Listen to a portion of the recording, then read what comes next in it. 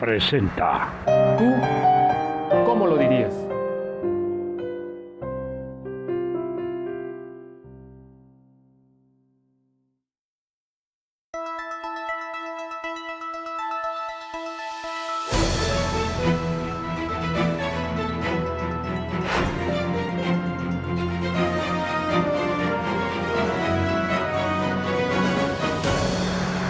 Presenta. ¿Tú cómo lo dirías?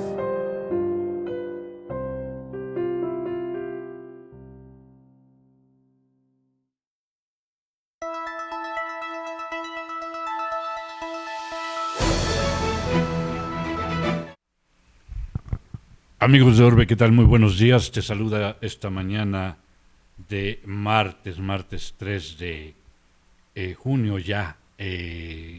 Un martes 3 interesante, con mucho tráfico. La lluvia ayer dejó muchas secuelas y la CENTE más bien, pues igual, sigue dejando secuelas y demás grupos que se agregan el día a día. Pero bueno, el día de hoy me da gusto compartir micrófonos nuevamente con Rubén Villegas. Rubén Villegas, qué gusto tenerte, de verdad. Rubén Villegas, eres presidente de la Corriente Crítica en la Ciudad de México, es politólogo, alguien versado, conocedor de los temas, y hoy lo invité porque vamos a platicar de un tema relevante, interesante, que no podemos dejar pasar de lado: la reforma judicial. Y la pregunta en la mesa: ¿qué reformó la reforma judicial? Rubén, bienvenido, buenos días. Muy buenos días, agradezco la invitación y el Ángel nuevamente estar aquí en ¿Tú cómo lo dirías? Aquí en el espacio de Orbe. Pues interesante el cuestionamiento que se reformó con esto de la reforma judicial.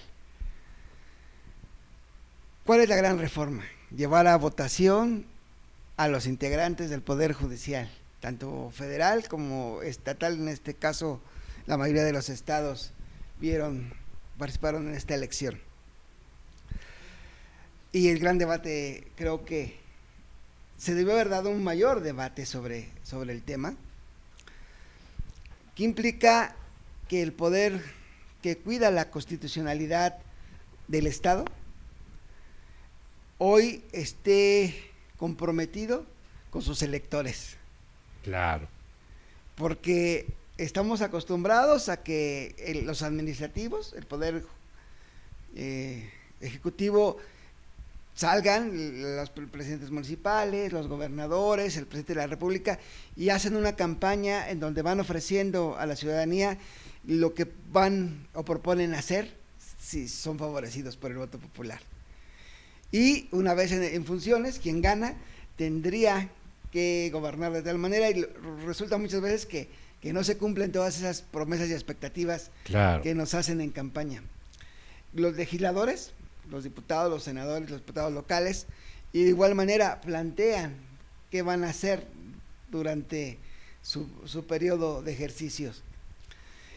Mucho tiene que ver, los legisladores hablan muchas veces también de gestión, de hacer gestión en favor de la comunidad, que corresponde más al Ejecutivo. Pero bueno, ahí hoy si tú ves mucho de lo que se publicó en redes sociales, en los perfiles de los muchos candidatos, hay temas como del agua, de la urbanización, que nada tiene que ver con la labor del Poder Judicial. Claro, yo creo que, fíjate, Rubén, es interesante. Yo plantearía así: una de las reformas que reformó el Poder Judicial, el tema judicial, es que ahora vas a elegir jueces a la TikTok, ¿no? Vas a elegir funcionarios del Poder Judicial y se las ingeniaron, porque además no tenían presupuesto, toda la lana la tenían que sacar de su bolsa si lo querían hacer, no tenían acceso a medios de comunicación, etcétera. Entonces, bueno, no tienen experiencia en manejo de campañas, no tienen experiencia en el tema de las propuestas que debían hacer, y como bien dices, de pronto escuchábamos que iban a resolver temas de agua, iban a resolver temas de N situaciones, que bueno, ojalá estuviera en su mano, ojalá, pero bueno, esa sería una segunda. Hay otra interesante, el llamar a la población a emitir su voto, el sufragio, para hacerlo valer y decir, bueno, pues a mí me interesa que A sea el juez, sea el ministro, sea el magistrado, ¿no? Pero no sé quién sea. O sea, estoy como votando a ciegas. Decían por ahí algunos analistas, bueno, es que si hubo información, si hubo tiempo para revisar.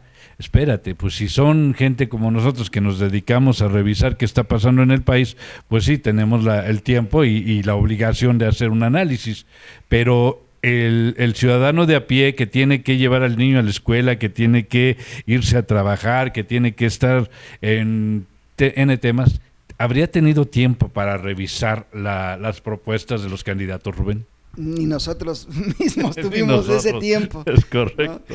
¿No? Porque no estamos acostumbrados a buscar esta información. Y pudiera estar ahí al acceso de todos, ¿no? Pero, claro. Pero no es tan sencillo. Sí, claro. Pero además, ¿quién de nosotros entiende de manera clara cuál es la función de un ministro, de un magistrado y de un juez? Es correcto. ¿No? Sí. Y muchas cosas de las que llamamos de los defectos del Poder Judicial tienen que ver con el del Poder Ejecutivo y las fiscalías. Y si nos bajamos más a los ministerios públicos. Claro, ¿no? Claro. El gran vicio de la impartición de justicia está ahí, en los ministerios públicos. Y que una reforma integral a la administración y procuración de justicia tenía que haber ido ahí. Claro, porque finalmente el Ministerio Público es el que capta, es el primer respondiente ante una denuncia. Entonces, yo llego, le inicio esa carpeta de investigación, pero si no integro adecuadamente la carpeta de investigación, cuando yo llego ante el juez de control y no le doy elementos al juez de control para que esto pueda funcionar y él tenga elementos para hacer valer la ley, pues simplemente queda atado de manos, ¿no? Y muchas veces se cuestiona, es que el juez se vendió, es que el juez no hizo su trabajo. ¿Por qué no cuestionamos?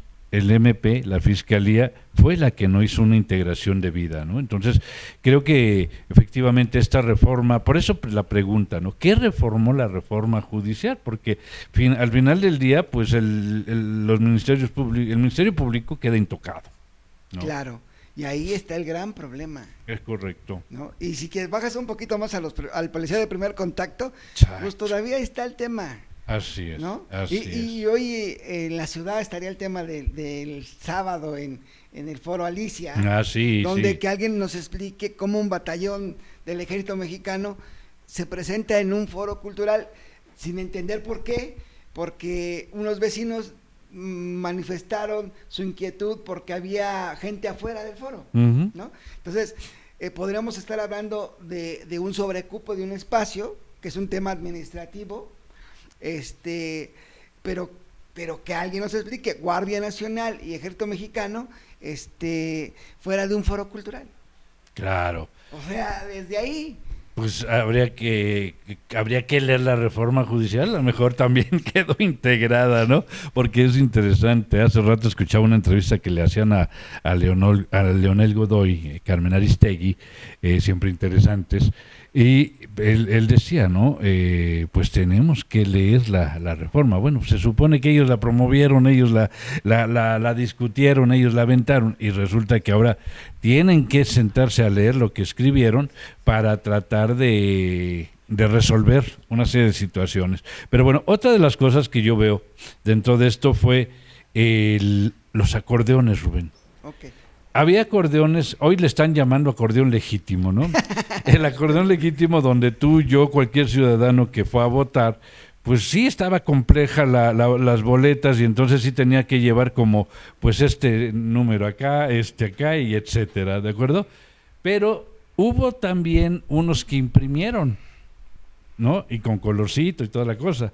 Y los distribuyeron. Aquí la pregunta es, ¿se valen esos acordeones porque venían impresos, porque venían induciendo al voto? Es una inducción al voto, definitivamente. Y entonces, además, ¿quién pagó la impresión y quién pagó la dispersión de esos Acordeones. acordeones? Sí. Mira, no sé si tendríamos que... ¿De dónde viene la palabra acordeón? El término es un tema educativo escolar Sí. entre los discípulos Sí. de alguna academia, ¿no? Que hacen trampa llevando lo que creen que van a ser las respuestas y lo llevan como un soporte. Claro.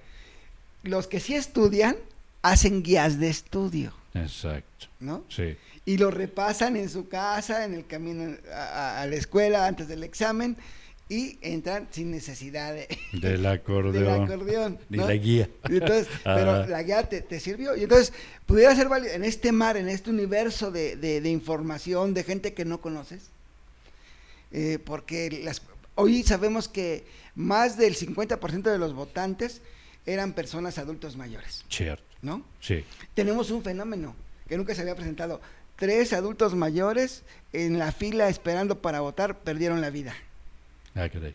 Entonces quiere decir que esto, que sabemos que existen las amenazas, que si tú no vas a votar vas a perder tu programa social, pues 3 personas en mala situación de salud fueron a formarse a votar por no perder su programa social y perdieron la vida. Claro. Y entonces, ¿dónde está también? Eso nos va ya llevando a la respuesta que tú cuestionas. ¿Quién pagó los acordeones? ¿Quién los distribuyó? A mí dicen que Morena, yo creo que no fue Morena. Me parece que fue la Secretaría del Bienestar y sus Siervos de la Nación, bueno, ahora tiene otro nombre, sí, ¿no? Pero los servidores de la nación. Entonces, eso nos deja ver cosas que nos van a pedir que lo comprobemos. Claro. ¿Dónde están las pruebas? Pero bueno, ¿por qué alguien en mal estado de salud dejaría su casa, dejaría su cama tal vez, para pararse el tiempo que estuviese ahí y que le viniera un colapso? Bueno, eso que mencionas es realmente delicado, ¿no? Porque finalmente la coerción al voto ya está generando una situación de integridad física, ¿no? Y esto es demasiado delicado y que, bueno, habría que hacer una investigación al respecto. Fíjate que otro tema y que brinca dentro de esas reformas, esa reforma judicial del domingo, es el número de votantes. Fue una elección desangelada. Hay mucha gente que dice, bueno, es que fue el 11%, fue el 13%, están en ese parámetro. Pero bueno, unos dicen que fue exitosa, otros dicen que fue un desastre, y yo planteo, si presume el gobierno oficial en turno 36 millones de votos y solamente votaron 13 millones dándole el parámetro, entonces, ¿qué pasó con los otros votantes que tanto presumen del pueblo sabio que votó por ellos, ¿no? Como que ahí ya, ¿qué hablamos, Rubén? Su mismo pueblo sabio es tan sabio que vio que esto no funcionaba. Parte de los argumentos de la convocatoria de una reforma es que dicen que el pueblo lo pide. El pueblo quiere que se reforme el Poder Judicial, ¿no? Lo obvio hubiera sido que el pueblo se volcara a las urnas. Claro. ¿No? Para apoyar firmemente eso que era su voluntad. No sucedió así. Así es. Creo que 13 millones también, 13 millones de ciudadanos no es nada despreciable. Claro. No es nada. Es más, después de la reforma, con un voto era legítimo que ganara alguien. Es correcto. ¿Sí? Entonces, y aunque fuera el voto del mismo, ¿no? 1 millón, Okay. El resultado tendría que tener legitimidad, ¿no? O legalidad, bueno, porque hay legalidad, ¿no? Entonces, el proceso es legal, Hay un montón de anomalías, un montón de limitantes, les ponen grilletes a los candidatos. Un programa como el tuyo, si hubiera querido impulsar un debate y el conocimiento de los ciudadanos, tendrías que invitar a 20, 30 candidatos que estaban compitiendo por un cargo para que no te sancionaran. Es correcto. ¿No? Y para que no sancionaran a los candidatos por asistir. Así es, Entonces, así es.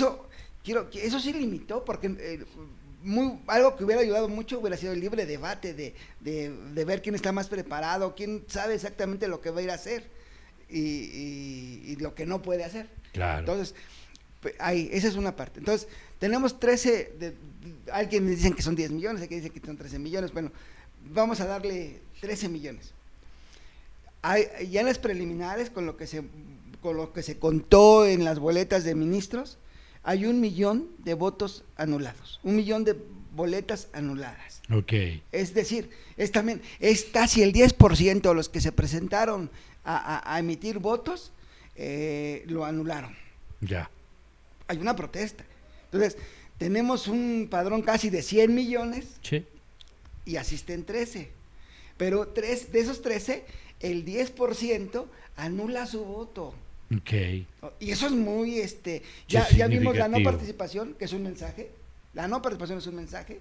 Tenemos una presidenta que nos dicen las encuestas que está en el 75, en el 80% de aprobación. Correcto. Entonces tú dirías, sí, van a ir 80 millones de mexicanos a votar, votan 13. Y entonces, pues entonces esas encuestas también no nos están marcando una realidad, Cierto.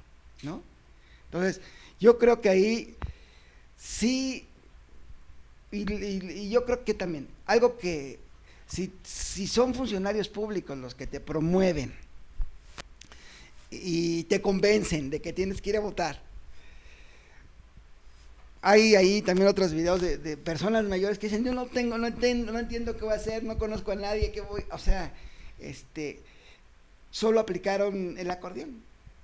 Entonces, ¿cuántos de nosotros queremos una democracia donde nos dicen a quienes tenemos que hacer ganar? Claro. Es un pueblo democrático que sabe elegir porque yo les digo a quién. ¿No? Y aquí, digo, nos vamos a una elección normal, constitucional. Tú tienes muy claro quién es el PRD, quién es el PRI, quién es el Verde, quién es Morena.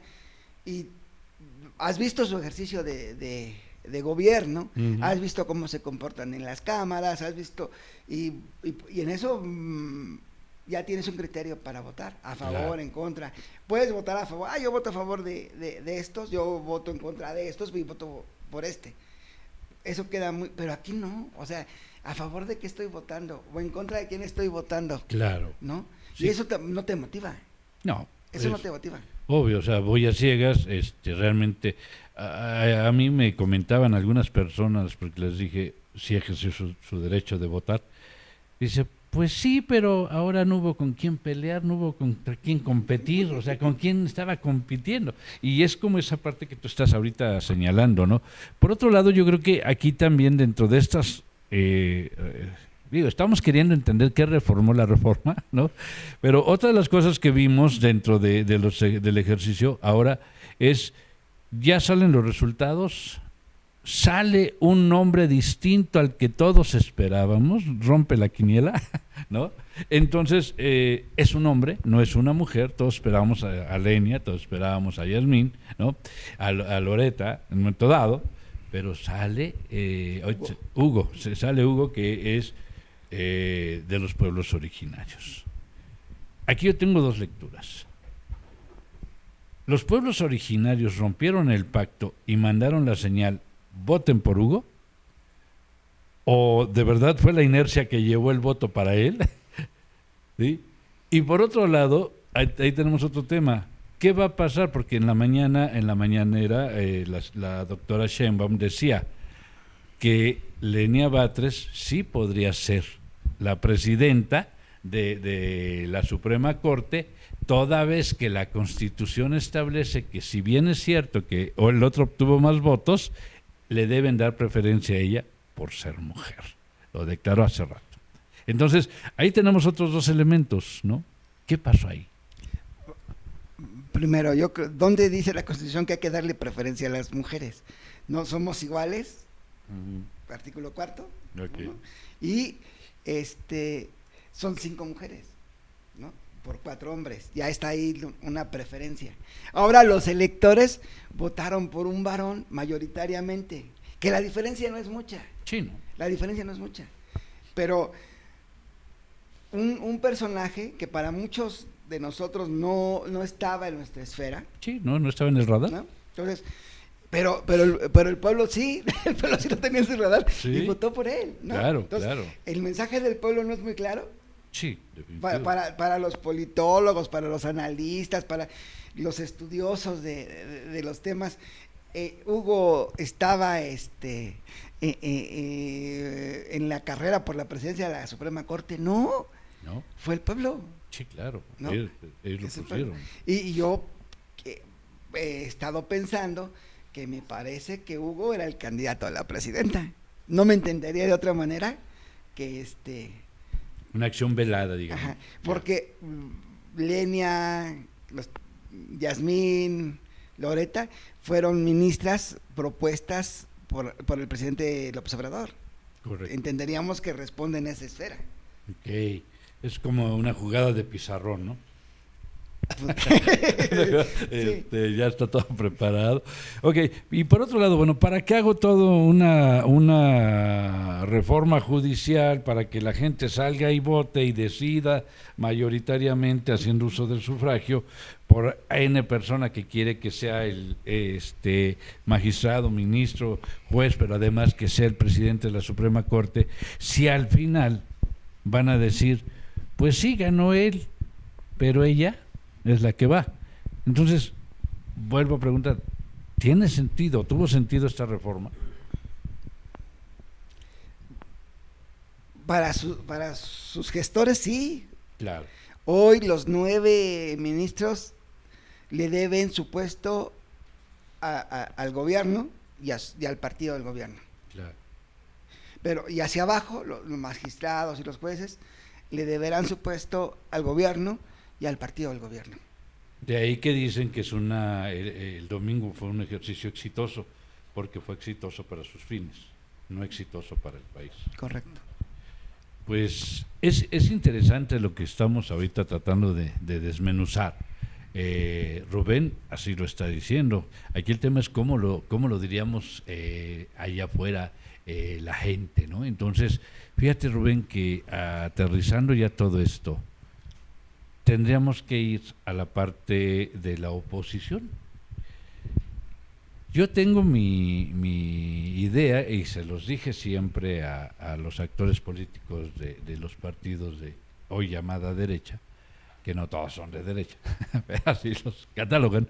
Entonces, a los de derecha yo les decía, creo que se están quedando cortos en el trabajo que se tiene que hacer como oposición en este país, y me atreví a decirles de frente, están cuidando más la chamba que lo que realmente representan para el país, ¿no? ¿Crees tú que pudo haber hecho más los partidos de oposición para evitar que esta reforma judicial pasara? La reforma desde la Cámara de Diputados pasaba, pero en la Cámara de Senadores no pasaba. Correcto. ¿No? Ahí les faltaban 2 votos para tener la mayoría calificada y poder ir a las legislaturas locales, donde tienen control de muchas. Vimos todo lo que se hizo, ¿no? Uh-huh. Se fueron a detener al papá de un senador y enfermaron a otra senadora recalcitrante, sí, adversaria de la 4T, y a la semana ya estaba integrada a la 4T, llena de alegría de estar ahí. Claro. Entonces, ¿cómo operaron? ¿Cómo operaron para doblar voluntades? ¿Para qué menciono nombres? Pero claro, son muy conocidos los sí, 2 casos. Sí, claro, es uno del PAN, una del PRI y uno de MC. Así es, para que vieran que hay pluralidad, ¿no? Sí, ahí, y ya 2 de ellos dejaron su partido. Claro. A uno no lo aceptaron al partido donde lo invitaron. Pila, ¿no? Entonces, cuando estas operaciones son operación de Estado. Sí, claro. El Estado imponiéndose y comprando voluntades. Quiero pensar que la voluntad tuya es de irte para allá y no la colita que traes, el temor a las consecuencias guía, del ¿no? Estado te lleve a otro lugar. Okay. Entonces, yo creo que ahí, y mira, Miguel Ángel, yo creo que hacia dónde va el Poder Judicial.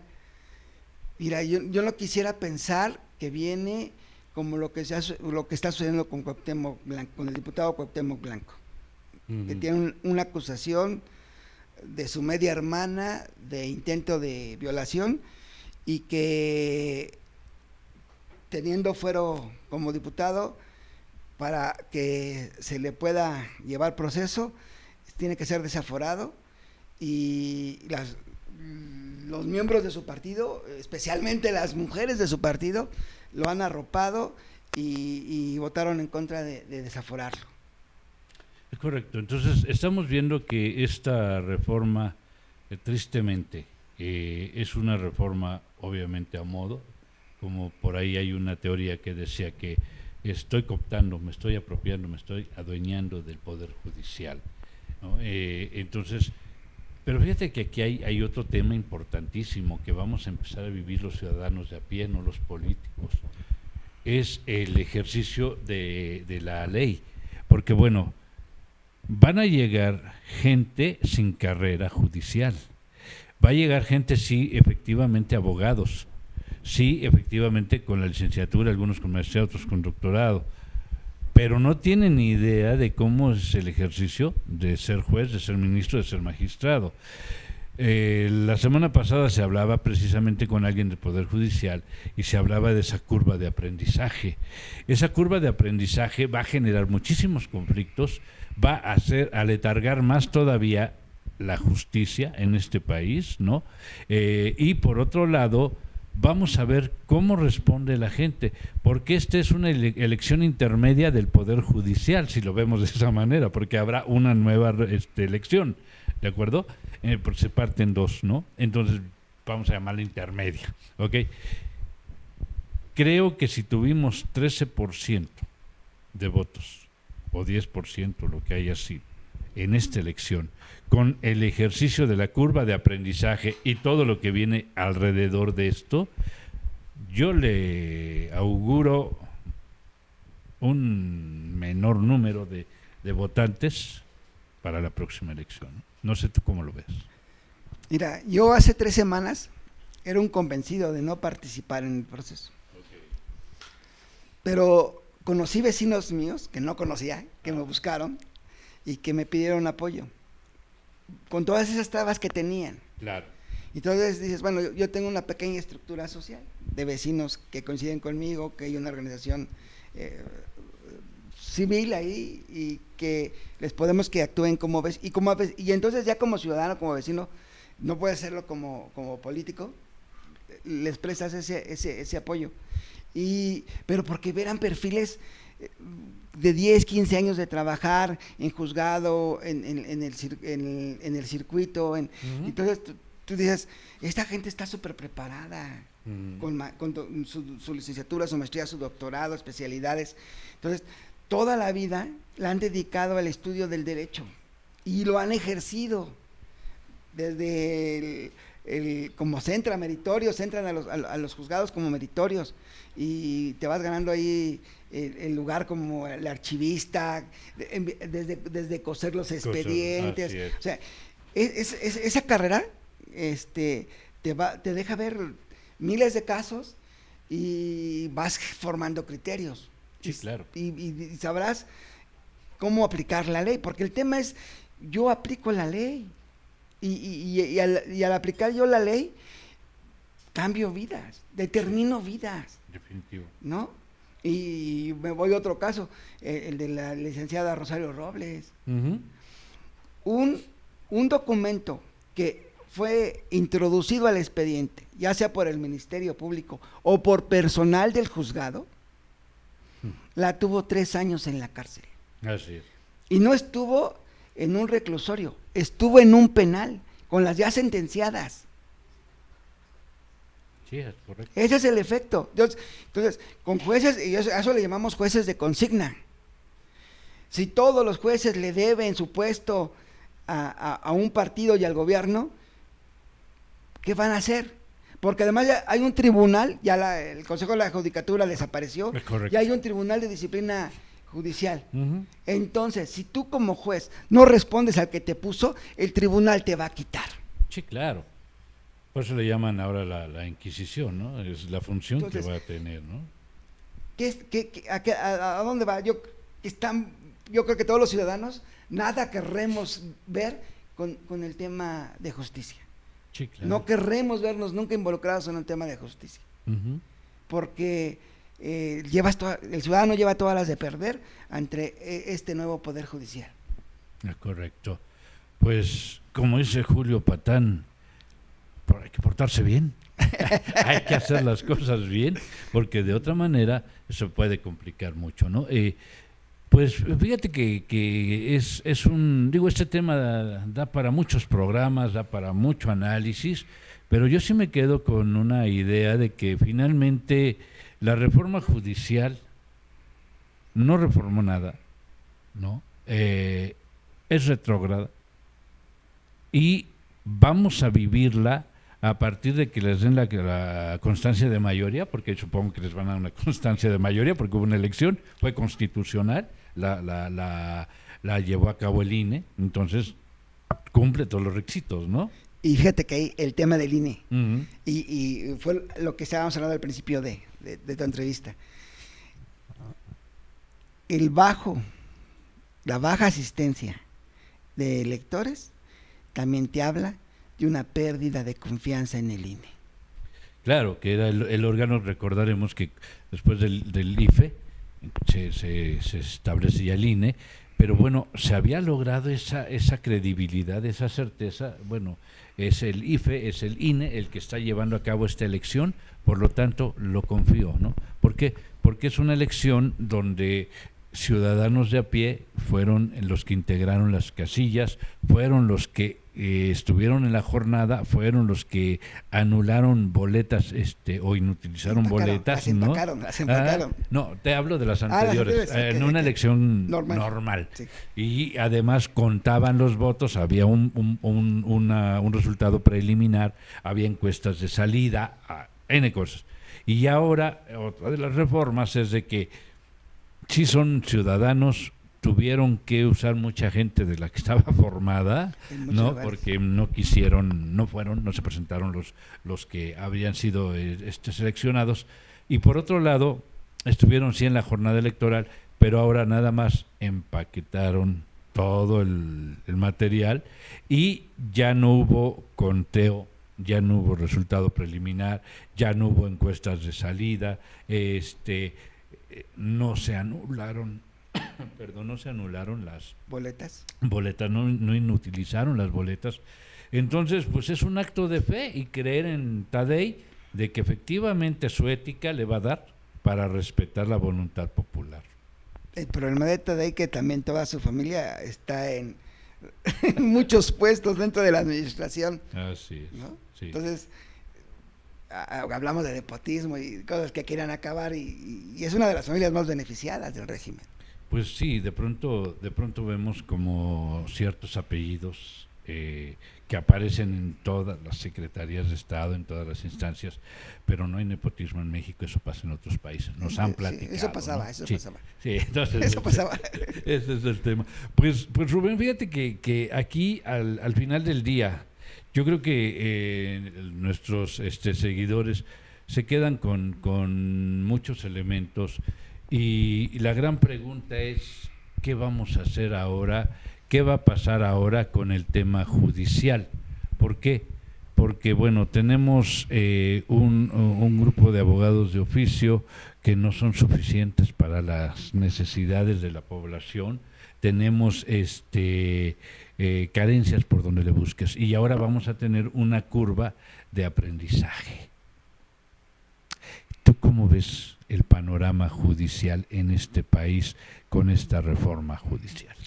Mira, ya antes decíamos que la justicia era para los pobres, porque los que tienen recursos pueden pagar buenos abogados, claro, y pueden salir bien librados de cosas muy complicadas. Sí. En cambio, los que no tienen recursos están en indefensión.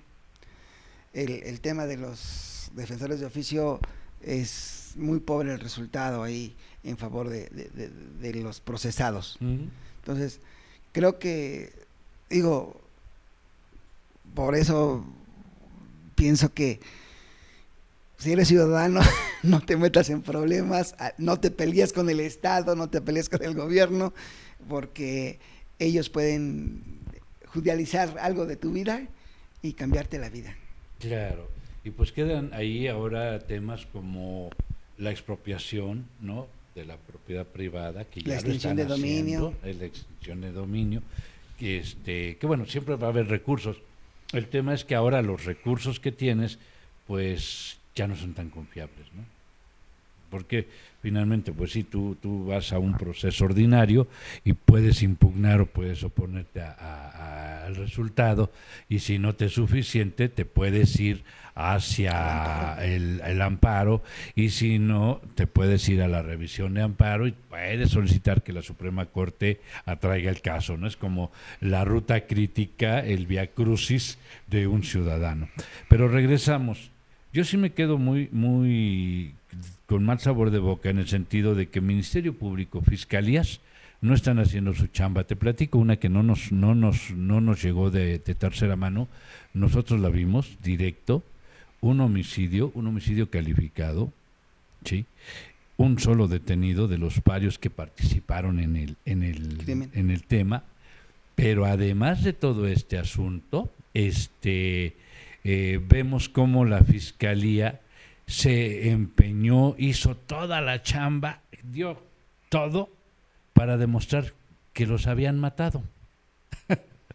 Pero nunca se volteó ¿cómo se llama?, a demostrar que el detenido había participado en ese homicidio.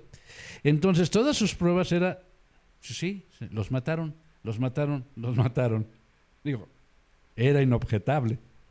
Cuando el juez de control y el juez de proceso tuvieron ya participación, declararon la absolución del imputado, a pesar de haber participado en el homicidio, porque la Fiscalía se empeñó en demostrar que habían matado a 4 personas, pero nunca en la participación del sujeto que estaba detenido, ¿no? Entonces, eso es lo que está pasando en este país, que nadie está volteando a ver al Ministerio Público y nadie le está exigiendo a estos funcionarios que se pongan a trabajar con ética.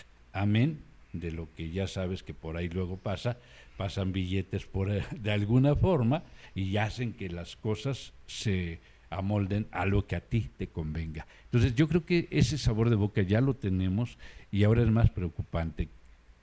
¿Crees que ahora con esto realmente vayan a plantear una verdadera reforma judicial y en esa reforma esté incluido policía municipal, policía estatal, policía Guardia Nacional, PDI, Policía de Investigación Criminal y todos los actores que participan como primeros respondientes ante una denuncia?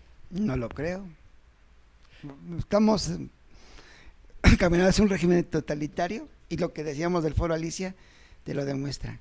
O sea, en un tema donde no tendría que estar presente el Ejército y la Guardia Nacional, aparecen. Y si tú lo solicitas, no van, ¿no? Porque no eres el jefe supremo de las Fuerzas Y el tema Armadas. de los recursos que pasan por debajo de la mesa, hay un 30% del territorio nacional donde la ley que impera se llama bala o plomo. Claro, ese es el problema que estamos ahora también presentando, ¿no? Entonces, Rubén, estaríamos en esta reforma quedando indefensos, en esa indefensión, estaríamos encontrando que esta reforma sí reformó el Poder Judicial, pero fue una reforma a modo, una reforma para cooptar, para tener el control total del país, porque tengo el Poder Ejecutivo, tengo el Poder Legislativo y ahora tengo el Poder Judicial. ¿Qué le queda al ciudadano de a pie y la oposición? ¿Qué debe de hacer? Tiene una tarea importante, porque al final del día es un 30% o 35% si le damos el beneficio al partido gobernante que votó por ellos, pero hay 65%, ¿sí?, que no votó por ellos. Entonces, ¿qué vamos a hacer ese 65%? Hay que organizarse y hay que tener valor. A la gente la controlan por programas sociales, pero los programas sociales son recursos que salen del Estado a través de lo que nosotros ingresamos en pagos de impuestos. Los impuestos. Eso es una administración que hace el Estado. Y está bien, que bueno que llegue dinero directo a la gente. El problema es que a cambio de regalarte dinero, se han olvidado de los hospitales, y es una tristeza cómo está el sector público de la salud. Claro. Se ha deteriorado la escuela, y las escuelas van bajando en el nivel académico, y por eso nos salimos de las pruebas PISA y todo, para que no quede exhibido cómo se están rezagando nuestros niños y jóvenes, y que eso no los va a hacer competitivos en el futuro. Claro. ¿No? Ve las carreteras que te asaltan a mediodía, y entonces el sector de transporte es olvidado, y le podemos seguir ahí. Entonces, si nosotros como ciudadanos vamos a dejar controlar por los 3,000 pesos que se le da a la perra, los 3,000 pesos no resuelven ningún problema, ¿no? Claro. Si no tienes medicamentos en tu clínica, te aseguro que gastas la mitad, cuando menos, comprando tú esos medicamentos. Claro. Y es o compro mis medicamentos o me melo, ¿no? Ya. Claro. Entonces, Así es, decían los abuelos antes, ya fui al médico, ya sé de qué me voy a morir al menos, ¿no? Porque no tengo para las medicinas. sí. Sí. ¿Y cuántos no han fallecido esperando que los programen para una operación? Es correcto. Entonces, estamos... Y la gente, si tú hoy dijeras, hoy va a ser un hospital de alta especialidad en esta región, de alta marginación, pero tenemos esta cantidad de dinero, y les queremos preguntar, ¿hacemos el hospital o lo repartimos en programas? Repártelo. Eso es lo que va a decir la gente. Lamentablemente, repártelo. es correcto. Porque es lo que estamos generando en la mentalidad de nuestra ciudadanía, ¿no? Entonces, yo creo que ahí nosotros entender al pueblo, como yo entiendo el tiempo como un concepto donde es una masa. Así es. ¿No?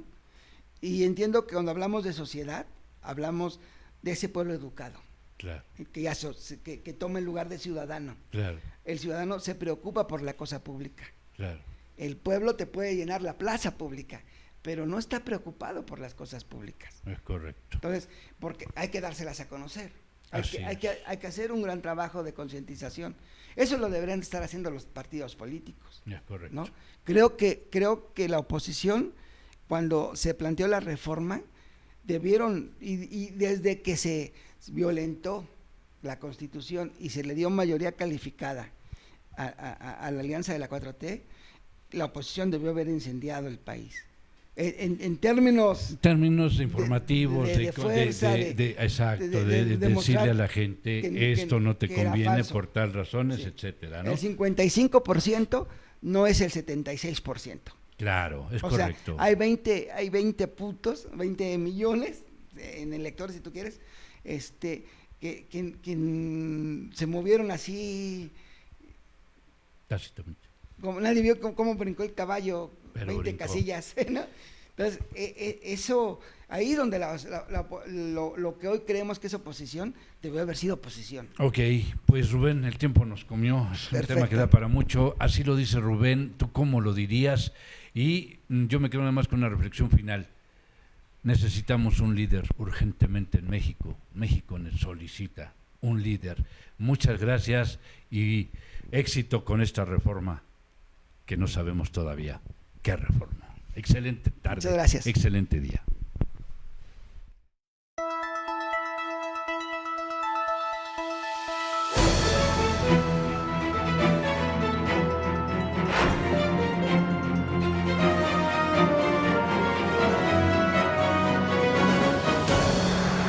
presenta. ¿Tú